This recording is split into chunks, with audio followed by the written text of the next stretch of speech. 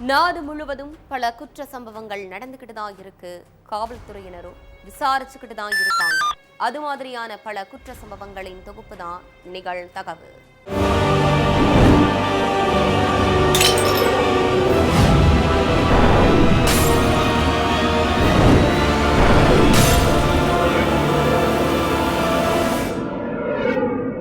நிகழ்தகவு.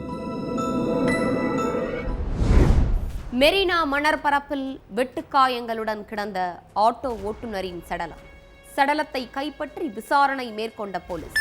சிசிடிவி காட்சிகள் பதிவான கொலையாளிகளின் அடையாளங்கள், விசாரணையில் வெளியான பகீர் தகவல்கள். ஆட்டோ ஓட்டுநர் கொடூரமாக வெட்டி கொலை செய்யப்பட்டது ஏன்? நடந்தது என்ன?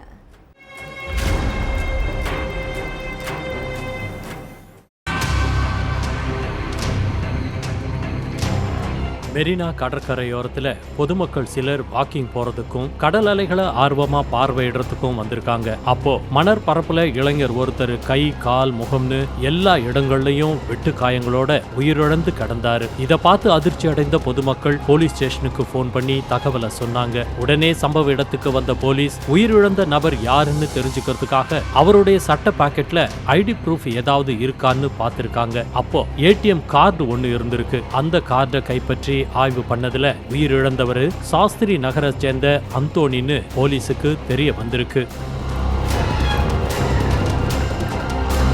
இதையடுத்து சடலத்தை மீட்டு போஸ்ட்மார்ட்டத்துக்கு அனுப்பி வச்ச போலீஸ் அந்தோனிய கொன்னது யாரு, என்ன காரணம்னு அவருடைய சொந்தக்காரங்க கிட்ட விசாரிச்சிருக்காங்க. ஆனா அவங்க சொந்தக்காரங்க கிட்ட இருந்து போலீஸுக்கு எந்த ஒரு துப்பும் கிடைக்கல. இதனால கொலையாளிகளை அடையாளம் காண மெரினா பகுதியில இருந்த மொத்த சிசிடிவி காட்சிகளையும் ஆய்வு பண்ணியிருக்காங்க போலீஸ். அதுல ஆகாஷ், ரோஷன்னு 2 இளைஞர்கள் அந்தோனிய சரமாரியா தாக்கியும் அருவாளால வெட்டியும் கொலை பண்ண காட்சிகள் பதிவாகி இருந்துச்சு. இதனால அந்த சிசிடிவி காட்சியை அடிப்படையா வச்சு போலீசார் முதல்ல ரோஷனுடைய வீட்டுக்கு போயிருக்காங்க. அப்போ ரோஷன் வீட்டுல ஒன்னும் தெரியாத மாதிரி தூங்கிக்கிட்டு இருந்ததா சொல்லப்படுது. அதையடுத்து அவரை போலீஸ் ஸ்டேஷனுக்கு கூட்டிட்டு போன போலீஸ் அந்தோனி கொலைக்கான காரணம் குறித்து விசாரிக்க ஆரம்பிச்சாங்க. சென்னை கீழ்ப்பாக்கம் சாஸ்திரி நகரை சேர்ந்த அந்தோனிக்கு கல்யாணமாகி குழந்தை ஒண்ணு இருக்கு. இதுக்கு நடுவுல அந்தோனிக்கும் நொச்சிக்குப்பத்தை சேர்ந்த கணவனை இழந்து மகனோட வாழ்ந்துட்டு வர்ற மலருங்கிற பெண்ணுக்கும் பழக்கம் ஏற்பட்டிருக்கு.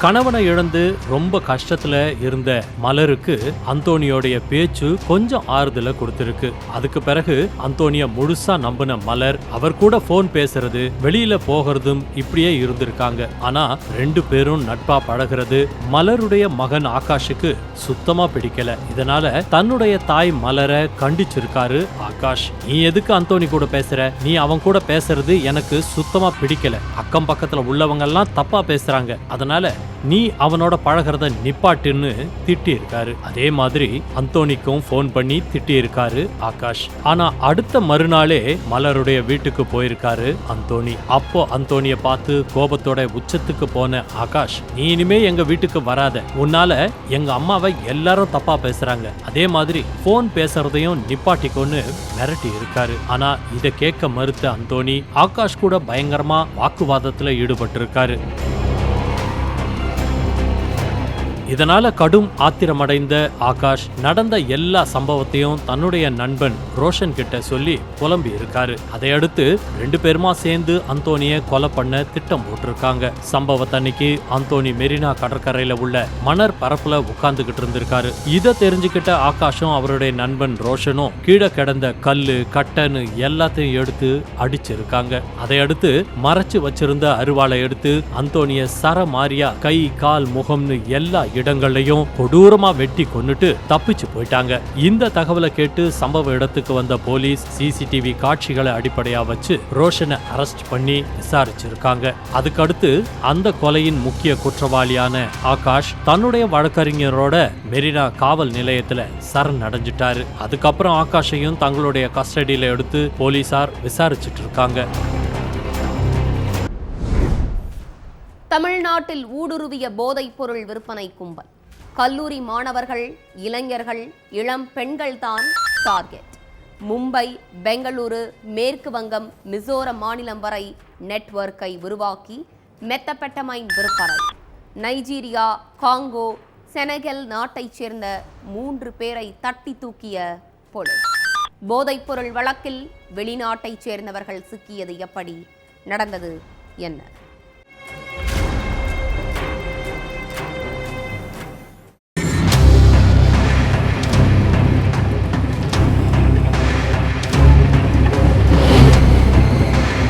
மது, சிகரெட், புகையிலை, கஞ்சாவுக்கு மாறா இப்ப உள்ள இளைஞர்கள் சிலர் மெத்தபெட்டமைன், கொக்கைன்னு விலை உயர்ந்த போதைப் பொருட்களுக்கு அடிமையாயிட்டு இருக்காங்க. பவுடர் மாதிரி இருக்கிற இந்த போதைப் பொருட்களை வெளிநாடுகள்ல இருந்து சென்னைக்கு கடத்தி கொண்டு வர்ற கும்பல் கல்லூரி மாணவர்கள், படித்த இளைஞர்கள், இளம் பெண்களை டார்கெட் பண்ணி விற்பனை செஞ்சுக்கிட்டு இருக்காங்க. இதை தடுக்க தமிழக அரசு பல நடவடிக்கைகள் எடுத்தாலும் சமூக விரோதிகள் ஏதாவது ஒரு ரூபத்துல ஊடுருவி இந்த மாதிரியான போதைப் பொருட்களை விற்பனை பண்ணிக்கிட்டு தான் இருக்காங்க. போதைப் பொருட்களை தடுக்கிற நடவடிக்கையிலையும் அதுக்கு அடிமையான இளைஞர்களை மீட்கவும் தமிழக அரசு பல முயற்சிகளை எடுத்துக்கிட்டு இருக்காங்க. அதன்படி திருவள்ளூர் மாவட்ட எஸ்பிக்கு ஒரு ரகசிய தகவல் கிடைச்சிருக்குது. அதுல மணவாள நகர் பகுதியில முன்னீர், ஜாவேத்னு 2 பேரு மெத்தபெட்டமைனை பதுக்கி வச்சிருக்கிறதா புகார் வந்திருக்கு. இதனால உடனடியா சம்பவ இடத்துக்கு போன போலீஸ் அவங்க 2 பேரையும் தங்களுடைய கஸ்டடியில எடுத்து விசாரிச்சிருக்காங்க. அதையடுத்து அந்த 2 பேரோட பேங்க் ஸ்டேட்மெண்ட்டை ஆய்வு பண்ணதுல பெங்களூரு, மும்பையை சேர்ந்த சிலருக்கு அதிக டிரான்சாக்ஷன் ஆனது தெரிய வந்திருக்கு. அது மட்டும் இல்லாம இவங்க 2 பேரும் அடிக்கடி மும்பையில இருந்து போதை பொருட்களை வாங்கிட்டு வந்து இங்க விற்பனை பண்றதும், வெளிநாட்டவர்கள் மூலமா இந்த போதை பொருள் அவங்களுக்கு கிடைக்கிறதையும் போலீஸ் கண்டுபிடிச்சிருக்காங்க. அதுக்கடுத்து இன்ஸ்டாவில் அதிகமா ஃபாலோயர் வச்சிருக்கிறவங்க, இன்ஸ்டாவில் பிரபலமா இருக்கிற சில நபர்களையும் தொடர்பு கொள்ளுற இந்த 2 பேரும் அவங்க மூலமா இந்த ஃபாலோயர்ஸ் கிட்ட பேசி மெத்தபெட்டமைனையும், கொக்கைன் போன்ற போதை பொருட்களையும் விற்பனை பண்ணிக்கிட்டு இருந்திருக்கிறதும் விசாரணையில தெரிய வந்திருக்கு. அதுல சிக்கினவர் தான் இன்ஸ்டா இன்ஃப்ளூயன்சர் சிபிராஜ். உடனடியா சிபிராஜோட வீட்டுக்கு போன போலீஸ் அவர்கிட்ட இருந்து 54 கிராம் மெத்தபெட்டமைனை கைப்பற்றி அவரையும் விசாரணை வளையத்துக்குள்ள கொண்டு வந்திருக்காங்க. இந்த சம்பவத்தை பார்த்து அதிர்ச்சி அடைஞ்ச போலீஸ் இந்த போதைப் பொருட்கள் எல்லாம் வெளி மாநிலங்கள்ல இருந்து தமிழ்நாட்டுக்குள்ள எப்படி வருது, யார் மூலமா வருது, இந்த நெட்வொர்க்குக்கு பின்னாடி இருக்கிற தலைவன் யாரு, அவங்க எந்த நாட்டை சேர்ந்தவங்கன்னு மொத்தத்தையும் விசாரிக்க ராணிப்பேட்டை, வேலூர், திருவள்ளூர், திருவண்ணாமலை இந்த மாவட்ட போலீசார்கள் 15 பேர் கொண்ட குழுவை அமைச்சு விசாரிக்க ஆரம்பிச்சிருக்காங்க. அப்போ போதைப் பொருள் கும்பலுடைய தலைவன் டெல்லியில இருக்கிறது தெரிய வந்திருக்கு. அங்கிருந்து தமிழ்நாடு, மேற்கு வங்கம், நாகாலாந்து, மிசோராம் இந்த மாதிரியான மாநிலங்களுக்கு பணம் டிரான்சாக்ஷன் அதிகமா நடக்கிறத கண்டுபிடிச்ச போலீஸ் நாமக்கல்ல வசிச்சுக்கிட்டு வந்த நைஜீரியாவை சேர்ந்த மைக்கேல் நம்னடி, சென்னையில வசிச்சுட்டு வந்த காங்கோ நாட்டை சேர்ந்த கபிதா யானிக் திஷிம்போன்னு போதைப் பொருள் கும்பலை சேர்ந்த 2 பேரையும் அரெஸ்ட் பண்ணியிருக்காங்க. இதையடுத்து அவங்க கொடுத்த தகவலை வச்சு டெல்லிக்கு போன அந்த குழு நொய்டா உள்ளிட்ட இடங்கள்ல தீவிரமா சோதனை பண்ணியிருக்காங்க. அப்போ அங்க பதுங்கி இருந்த செனகல் நாட்டை சேர்ந்த பென்டேவை கையும் களவுமா பிடிச்ச போலீஸ் அவரை தங்களுடைய கஸ்டடியில எடுத்து புலன் விசாரணை பண்ணியிருக்காங்க. அதையடுத்து அவனுடைய வாட்ஸ்அப்பை ஆய்வு செஞ்சதுல வடகிழக்கு மாநிலங்களை சேர்ந்த ஒரு மிகப்பெரிய கும்பலும் இந்த போதைப் பொருள் விற்பனையில ஈடுபட்டது தெரிய வந்திருக்கு. போலி சிம் கார்டு, போலி அடையாள அட்டையை காட்டி பல இடங்கள்ல குடியேறத இந்த கும்பல் பெரிய பெரிய டெக்ஸ்டைல் நிறுவன உரிமையாளர்கள், தொழில் நிறுவனங்களை சேர்ந்தவங்களை கைக்குள்ள போட்டுக்கிட்டு அவங்களுடைய பேங்க் அக்கவுண்ட்டுக்கு பணத்தை பரிமாற்றம் பண்ணி அவங்க மூலமாவே லோக்கல்ல உள்ள நபர்களுக்கு பணத்தை டிஸ்ட்ரிபியூட் பண்ணிக்கிட்டு இந்த தொழிலை கச்சிதமா பண்ணிக்கிட்டு இருந்திருக்காங்க. ஒவ்வொருத்தரையா தட்டி தூக்கி விசாரிச்சு இந்த ஒரு கும்பலை சேர்ந்தவங்களை சுத்தி வளைச்சு பிடிச்சாலும் இது மாதிரி பல வெளிநாட்டை சேர்ந்தவங்களை இந்தியாவுக்குள்ளயும் குறிப்பா தமிழ்நாட்டுக்குள்ளயும் ஊடுருவி போதைப் பொருளை விற்பனை பண்ணி சம்பாதிச்சுட்டு இருக்காங்க. அதோட இளைஞர்கள் மற்றும் இளம் பெண்களை மெத்தபெட்டமைன் போதைப் பொருள் கட்டி போட்டிருப்பதாகவும் இதுல இருந்து அவர்களை விடுவிக்க தேவையான கூடுதல் நடவடிக்கைகளை போலீசார் எடுக்கணும்னு சமூக ஆர்வலர்கள் கோரிக்கை விடுத்திருக்காங்க. வெளியூர் செல்வதாக கூறி வீட்டை விட்டு சென்ற கணவன் வீட்டை விட்டு வெளியேறியதும் காதலனை வரவழைத்த இன்ஸ்டா பிரபலம். ரயிலை தவறவிட்டதால் பாதியிலேயே வீடு திரும்பிய கணவனுக்கு காத்திருந்த பேரதிர்ச்சி. மனைவி வேறொரு இளைஞருடன் தனிமையில் இருந்ததை நேரில் பார்த்த கொடுமை. அடுத்து நடந்த பகீர் சம்பவம் என்ன? காதலனுடன் சேர்ந்து கணவனை தீர்த்து கட்டிய மனைவி சிக்கியது எப்படி?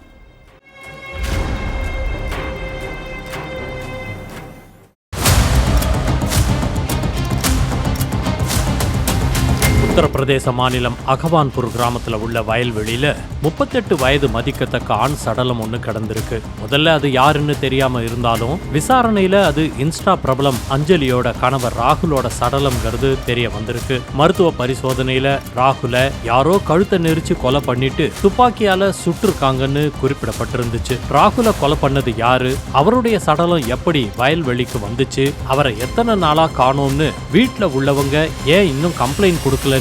போலீஸுக்கு ஏகப்பட்ட கேள்விகள் எழுந்திருக்கு. அந்த நேரத்துல தான் சடலம் கிடந்த வயல்வெளிக்கு பக்கத்து தெருவுல இருந்து ஒரு சிசிடிவி காட்சி போலீஸ் கையில சிக்கி இருக்கு. அந்த சிசிடிவில கடந்த 6ஆம் தேதி நைட்டு 12:30 மணிக்கு ஒரு பைக்ல 3 பேரு போய்கிட்டு இருந்திருக்காங்க. பைக்கை ஓட்டுனது ஒரு இளைஞர், நடுவுல ஒரு இளைஞர், பேக் சீட்ல ஒரு பொண்ணு இப்படி உட்கார்ந்துட்டு போயிருக்காங்க. ஆனா கொஞ்ச நேரத்துக்கு அப்புறம் அதே பைக் திரும்பி வந்தப்ப அதுல 2 பேர் மட்டும்தான் இருந்திருக்காங்க. நடுவுல உட்கார்ந்து இருந்த ஆளை காணோம். இந்த விஷயம் போலீஸுக்கு சந்தேகத்தை ஏற்படுத்தி இருக்கு. அந்த சிசிடிவி காட்சியை துருப்பு சீட்டா வச்சு விசாரணைய நகர்த்தினதுக்கு அப்புறம் தான் மர்ம முடிச்சுகள் அவிழ ஆரம்பிச்சிருக்கு. அகவான்பூர் கிராமத்தை சேர்ந்த ராகுலுக்கும் அஞ்சலிக்கும் கல்யாணமாகி 3 குழந்தைகள் இருக்காங்க. பல ஊர்களுக்கு டூர் போறது, அங்க போட்டோ வீடியோ எடுத்து போஸ்ட் கொடுக்கறதுன்னு அஞ்சலி சோசியல் மீடியாவில் ரொம்ப ஆக்டிவா இருந்திருக்காங்க. யூடியூப்லயும் இன்ஸ்டாகிராம்லயும் ஒரு வீடியோ போஸ்ட் பண்ணாங்கன்னா அதுக்கு லைக்ஸும் கமெண்ட்ஸும் அப்படி அள்ளுமா. கடந்த 1.5 வருஷமா சோசியல் மீடியாவில் பயங்கரமா டெவலப் ஆகியிருக்காங்க அஞ்சலி. கடந்த சில மாதங்களுக்கு முன்னாடி தன்னுடைய கணவர் ராகுலோட சேர்ந்து ஒரு ரீல்ஸ் போட அந்த வீடியோவுக்கு நிறைய கமெண்ட்டுகளும் வந்திருக்கு. அதுல சில பேரு நீங்க ரொம்ப அழகா இருக்கீங்க, ஆனா உங்க கணவர் சுமாரா தான் இருக்காரு, கொஞ்சம் கூட உங்களுக்கு அவர் பொருத்தமாவே இல்ல, நீங்க ஹீரோயின் மாதிரி இருக்கீங்க, உங்களுக்கு நல்ல எதிர்காலம் அப்படின்னு ஏகப்பட்ட கமெண்ட்டுகள் வந்திருக்கு. அந்த கமெண்ட்ஸ்களை பார்த்த அஞ்சலி அதுக்கு பிறகு கணவர் ராகுல வெறுக்க ஆரம்பிச்சிருக்காங்க. யாரோ சொன்னதுக்காக இத்தனை வருஷம் பார்த்துக்கிட்ட கணவனை உதறி தள்ளவும் முடிவு பண்ணியிருக்காங்க.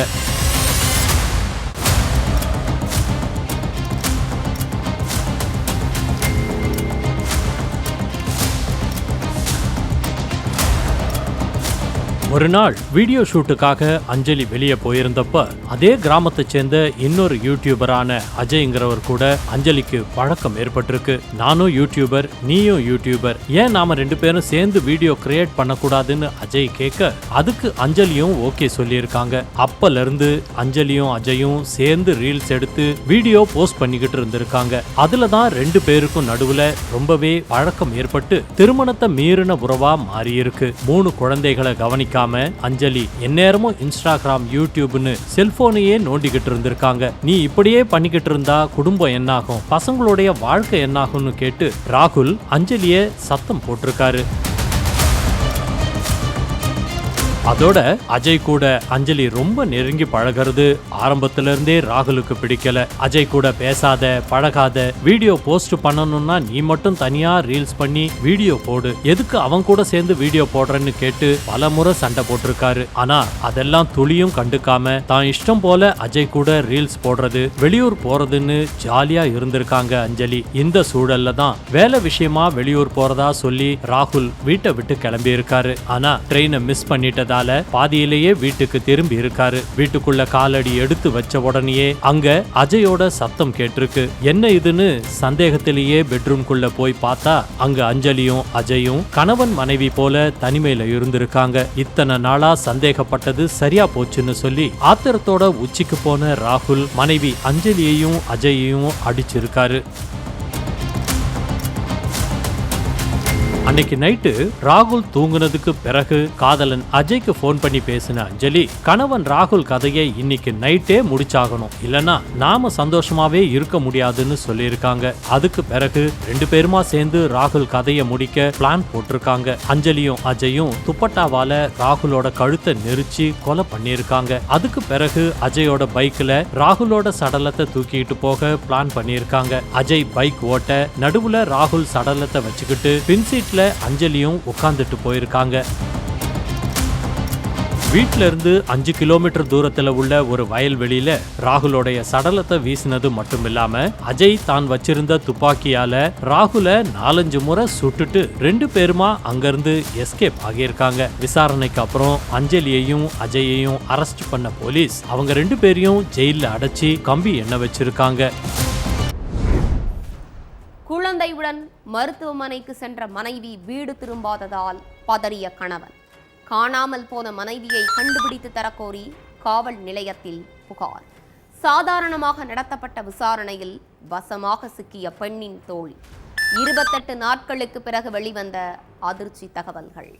வெறும் 4 சவரன் நகைக்காக கொடூர கொலையை செய்துவிட்டு கமுக்கமாக இருந்த தோழி போலீசில் சிக்கியது எப்படி? நடந்தது என்ன?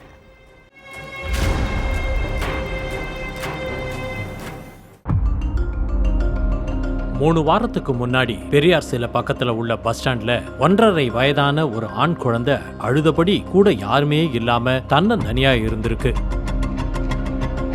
ரொம்ப நேரம் குழந்தை அழுதுகிட்டு இருந்ததை பார்த்த பொதுமக்கள் சிலர் போலீஸுக்கு தகவல் கொடுத்திருக்காங்க. அடுத்த கொஞ்ச நேரத்திலேயே சம்பவ இடத்துக்கு வந்த போலீஸ்காரங்க அந்த குழந்தைய மீட்டு அந்த ஏரியாவுல உள்ளவங்க கிட்ட இந்த குழந்தை யாருடையதுன்னு கேட்டு ஒப்படைக்கிற வேலையில இறங்குனாங்க. ஆனா குழந்தைய பத்தி யாருக்கும் எதுவும் தெரியல. அதனால குழந்தைய போட்டோ எடுத்து இது யாருடைய குழந்தை, பெற்றோர் வந்து கூட்டிட்டு போங்கன்னு வாட்ஸ்அப்லயும் நியூஸ் பேப்பர்லயும் ஷேர் பண்ணியிருக்காங்க போலீஸ்.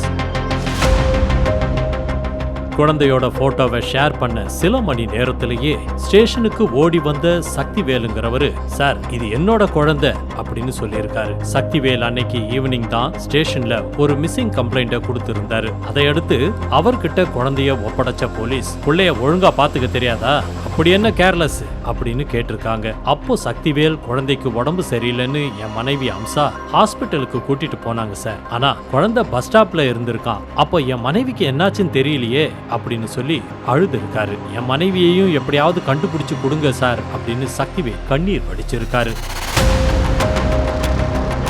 திருவண்ணாமலை கீழ்பெண்ணாத்தூர் பக்கத்துல உள்ள கழிக்குளம் கிராமத்தை சேர்ந்த சக்திவேலுவுக்கும் அம்சாவுக்கும் கடந்த 3 வருஷத்துக்கு முன்னாடி கல்யாணம் நடந்திருக்கு. வீட்டுல கணவனும் மனைவியும் குழந்தையும் மட்டும்தான் வாழ்ந்துகிட்டு இருந்திருக்காங்க. இதையெல்லாம் தெரிஞ்சுக்கிட்ட போலீஸோட சந்தேக பார்வை முதல்ல கணவன் சக்திவேல் பக்கம் தான் திரும்புச்சு. மனைவி கூட ஏற்பட்ட சண்டையில தான் சக்திவேல் அம்சாவை ஏதோ பண்ணிட்டு நாடகம் ஆடுறானோங்கிற கோணத்துல விசாரிக்க ஆரம்பிச்சாங்க. சக்திவேல் கிட்ட விசாரிச்சப்ப எனக்கும் என் மனைவிக்கும் சின்ன பிரச்சனை கூட இல்ல சார், 2 பேரும் சந்தோஷமா தான் வாழ்ந்துகிட்டு இருந்தோம்னு சொல்லியிருக்காரு.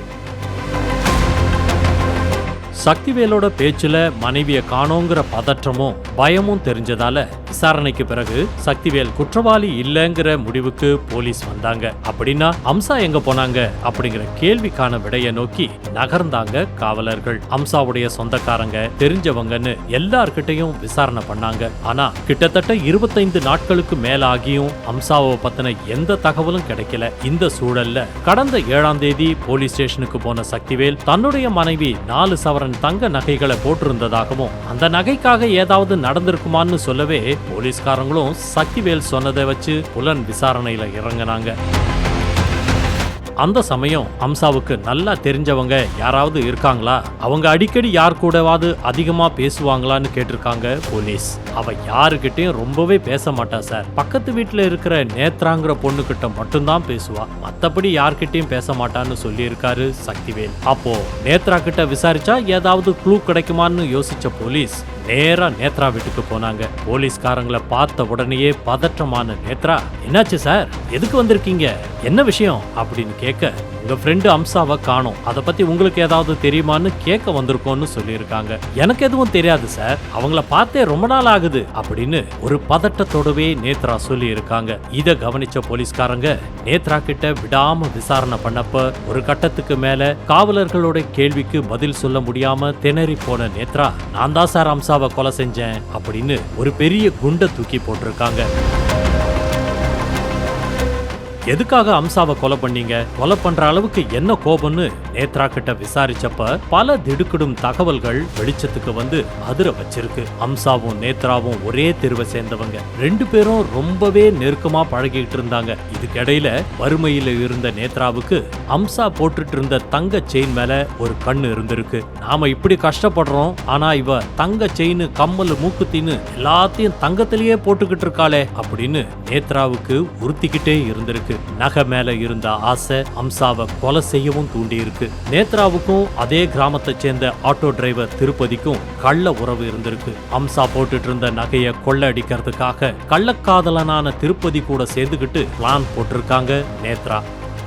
அம்சா எப்போ தனியா சிக்குவாங்க, எப்போ நகைய ஆட்டைய போடலாம்னு நேத்ராவும் திருப்பதியும் நோட்டம் போட்டுக்கிட்டே இருந்திருக்காங்க. இந்த சூழல்ல தான் அம்சாவுடைய 1.5 வயசு ஆண் குழந்தைக்கு உடம்பு சரியில்லாம போயிருக்கு. அதனால சம்பவத்தன்னைக்கு குழந்தையை தூக்கிக்கிட்டு திருவண்ணாமலை அரசு மருத்துவக் கல்லூரி மருத்துவமனைக்கு கிளம்புனாங்க அம்சா. குழந்தையோட அம்சா தனியா வெளியே போறத தெரிஞ்ச உடனே திருப்பதியும் நேத்ராவும் அவங்கள ஆட்டோவுல ஃபாலோ பண்ணிக்கிட்டு போயிருக்காங்க. பெரியார் சிலை பக்கமா குழந்தையை தூக்கிக்கிட்டு நடந்து போன அம்சாவை வழிமறிச்சு நின்னு இருக்காங்க நேத்ரா. குழந்தையை தூக்கிக்கிட்டு எங்க தனியா நடந்து போற, ஆட்டோல ஏறு, எங்க இறங்கணுமோ அங்க நான் டிராப் பண்றேன்னு நேத்ரா சொல்லவே அம்சாவும் குழந்தையோட ஆட்டோவுல ஏறிட்டாங்க.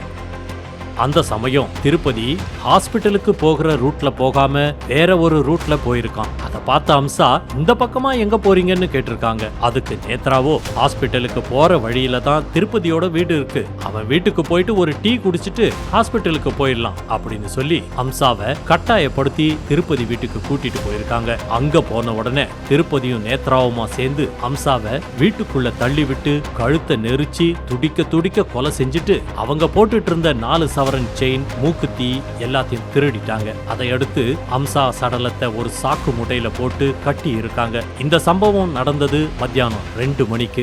சடலத்தை இப்போ வெளியில எடுத்துக்கிட்டு போனா மாட்டிக்குவோம்னு நினைச்சு ராத்திரி வரைக்கும் வெயிட் பண்ணி இருக்காங்க. நைட்டு 12 மணி ஆனதும் அம்சாவுடைய சடலத்தை ஆட்டோவுல எடுத்துக்கிட்டு போய் ஏந்தல் புறவழி சாலையில உள்ள கரும்பு தோட்டத்துல வீசிட்டு 2 பேரும் அங்க இருந்து எஸ்கேப் ஆகியிருக்காங்க. அம்சாவோட 1.5 வயசு குழந்தைய பிக்கப் பண்ண அதே இடத்துல விட்டுட்டு 2 பேரும் மறுபடியும் வீடு திரும்பி இருக்காங்க. ஒரு கொலைய பண்ணிட்டோம்னு எந்த ஒரு குற்ற உணர்ச்சியும் இல்லாம கிட்டத்தட்ட 1 மாசமா அதே தெருவுல தான் அங்கேயும் இங்கேயும் நடந்துகிட்டு இருந்திருக்காங்க நேத்ராவும் திருப்பதியும். விசாரணையில மொத்த உண்மையும் வெளியே வரவே நேத்ரா மற்றும் திருப்பதி மேல கொலை வழக்க பதிவு பண்ண போலீஸ் 2 பேரையும் அரெஸ்ட் பண்ணி சிறையில அடைச்சிட்டாங்க.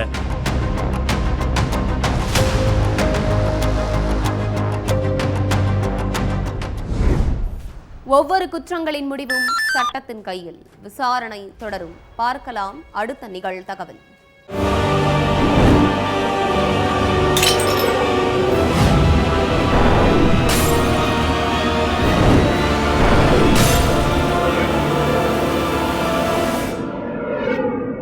நிகழ்தகவு